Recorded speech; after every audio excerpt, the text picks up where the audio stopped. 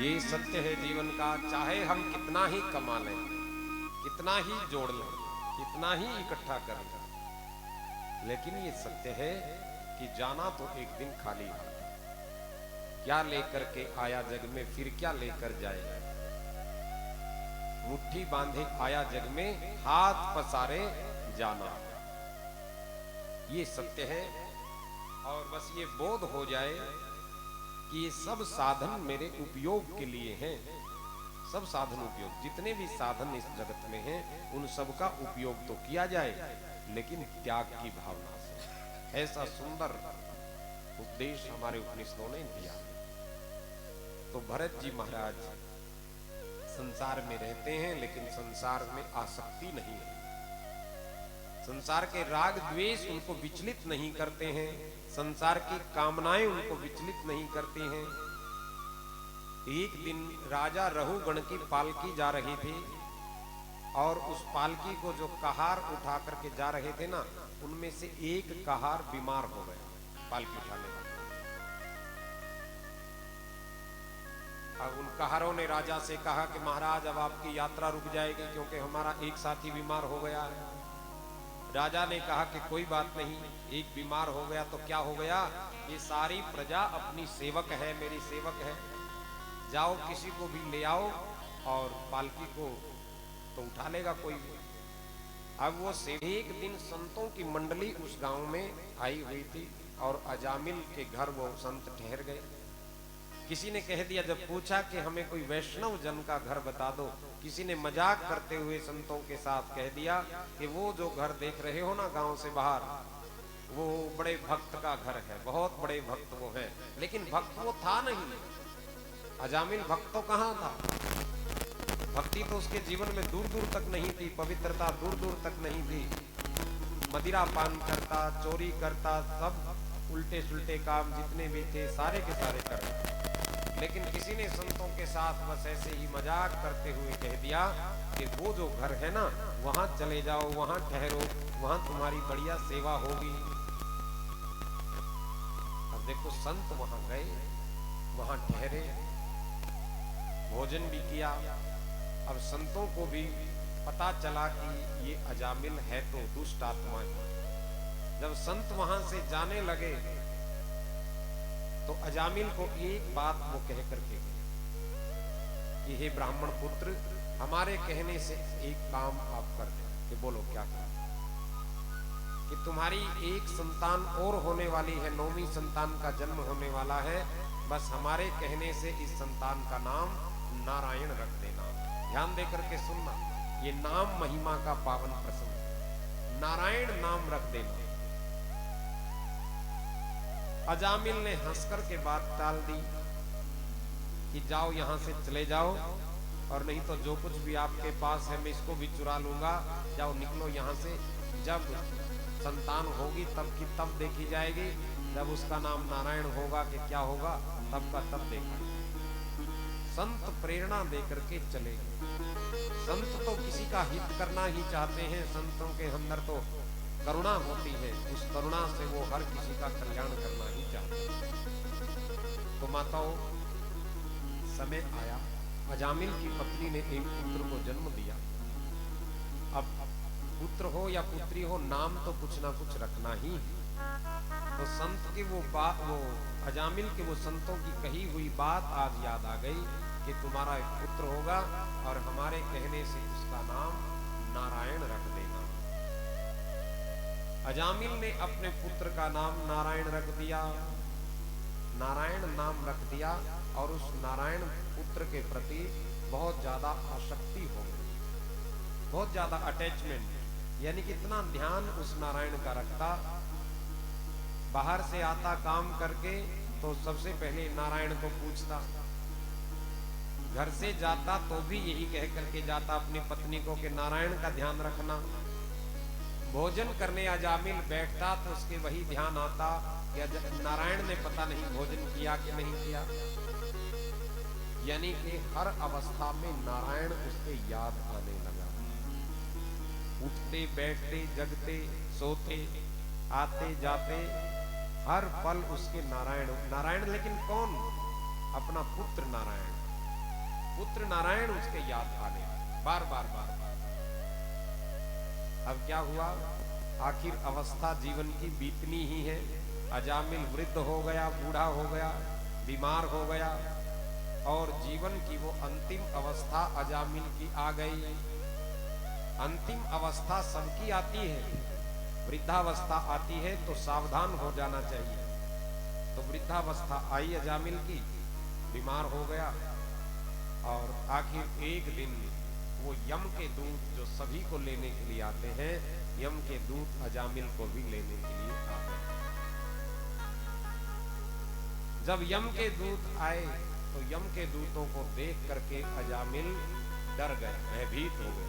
इस जीव को लेने जब यम के दूत आते हैं तो ये जीव डर जाता है और डर के मारे फिर इसकी ये किसी को पुकारता है।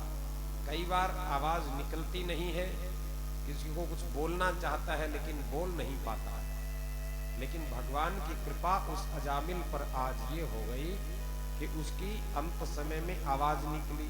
और क्या आवाज निकली, जब भयभीत वो हुआ तो डर के मारे व्यक्ति कभी किसी को तो पुकारेगा ना।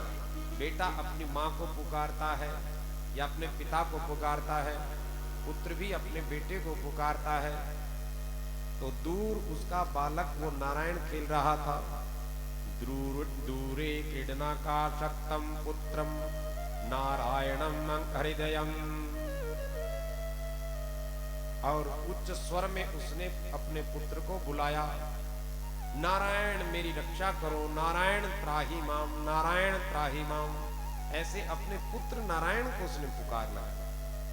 अब हुआ क्या, अब दूर जो पुत्र खेल रहा था उसने उस आवाज को सुना कि नहीं सुना कुछ नहीं कहा जा सकता, लेकिन मेरे नारायण ने उस पुकार को जरूर सुन लिया। वो ऐसे दीन दयाल है, ऐसे भक्तवत्सल है, ऐसे करुणालय है मेरे प्रभु। अजामिल ने नारायण पुकारा। देखो किसको पुकार रहा है, अपने बेटे को। उस नारायण को तो पुकार ही नहीं रहा, अपने बेटे नारायण को पुकार रहा है। फिर भी भगवान ने पुकार को सुना।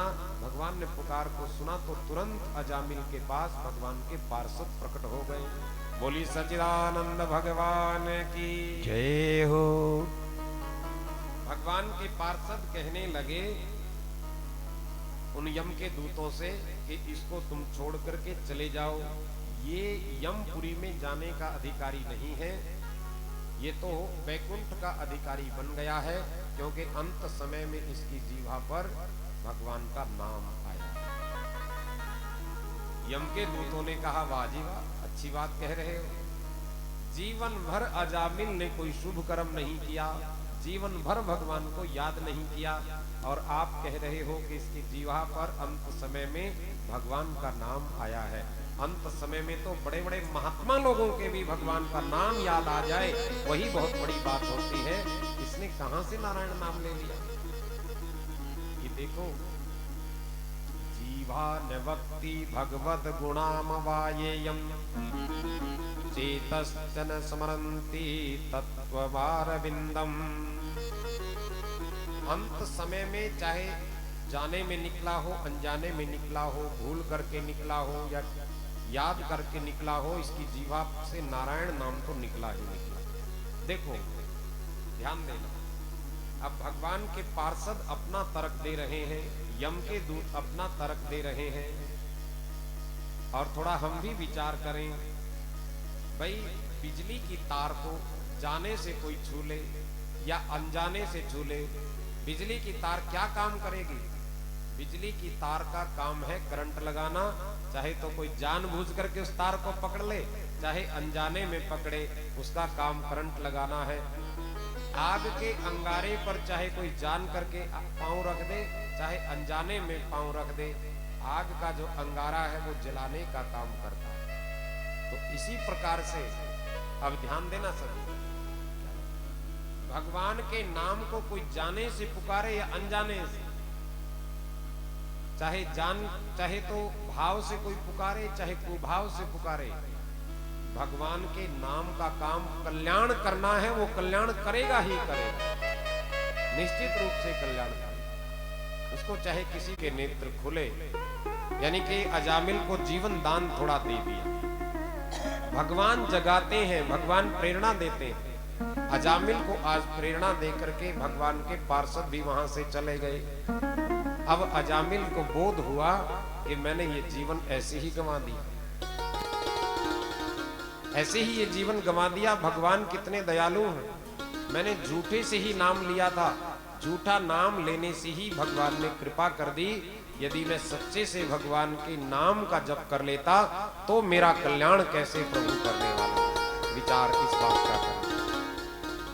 तो हम ऐसे ही जगत में उलझे रहते हैं, भगवान के नाम का आश्रय। राम नाम मणिदीप धरु जी देहरी द्वार, तुलसी भीतर बाहरे हूँ जो चहसी उजियार, जो चहसी उजियार। और राम नाम रूपी मणिदीप है। ये कैसा है लेकिन? राम नाम मणिदीप धरु जी देहरी द्वार, तुलसी भीतर बाहरे हूँ जो चहसी उजियार, जो चहसी उजियार। राम नाम मणि दीप ऐसा है, ये जीवा के अग्रभाग पर जब आता है तो ये भीतर भी उजाला कर देता है और बाहर भी उजाला ही उजाला कर देता है। ऐसे मंगलमय भगवान का नाम, ऐसे मंगलकारी नाम। राम नाम अति मीठा है, कोई गा के देख ले। आ जाते हैं राम कोई बुला के देख ले, कोई बुला के देख ले। तो संसार की उलझनों को छोड़ करके, संसार की चिंताओं को छोड़ करके, संसार के जो ये भटकावे हैं, इन भटकावों को छोड़ करके हम कभी कभी भगवान के नाम का आश्रय तो लें तो सही। भगवान के नाम का आश्रय ले लिया तो मेरी माताओं बंधुओं कल्याण ही कल्याण। इसलिए बड़ा प्यारा सा एक भाव कहा है संतों ने, उलझ मत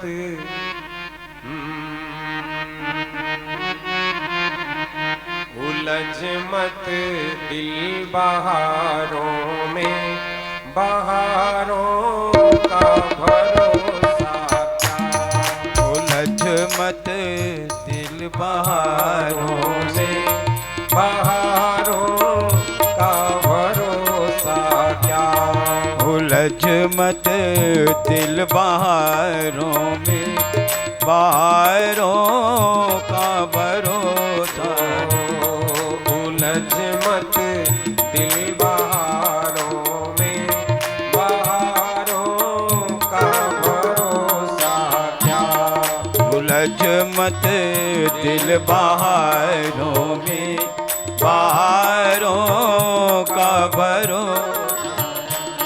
सहारे छूट जाते हैं, सहारे छूट जाते हैं, सहारों का भरोसा क्या। सहारे छूट जाते हैं, सहारों का भरोसा क्या।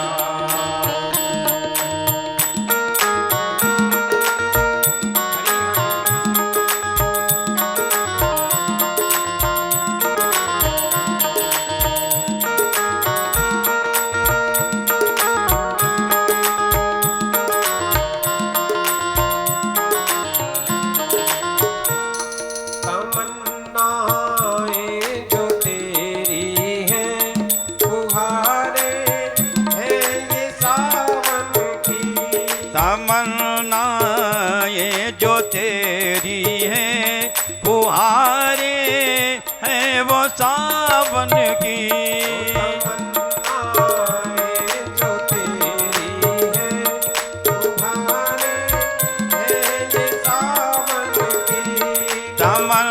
तमन्नाएं जो तेरी हैं, फुहारे हैं वो सावन की।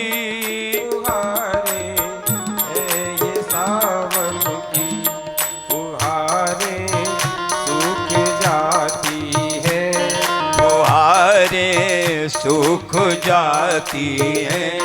कुहारों का भरोसा क्या, कुहारे सुख जाती है, कुहारों का भरोसा क्या। उलझ मत दिल बहारों में, बहारों का भरोसा क्या। उलझ मत दिल बहारों में, बहारों का भरोसा क्या। उलझ मत दिल बहारों में, बहारों का भरोसा। क्या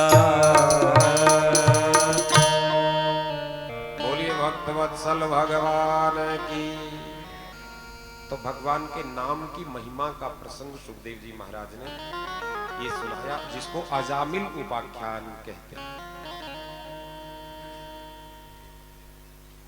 अब सप्तम स्कंद में परीक्षित जी ने पूछा कि गुरुदेव, आप भगवान को समदर्शी भी बता रहे हो कि भगवान समदर्शी है। समदर्शी का अर्थ क्या हुआ? वे सबको समान दृष्टि से देखने वाले प्रभु हैं, लेकिन फिर भगवान पक्षपात भी करते हैं। कैसा पक्षपात? बोले वो देवताओं का पक्ष लेते हैं, असुरों का पक्ष नहीं लेते हैं। तो ऐसा क्यों?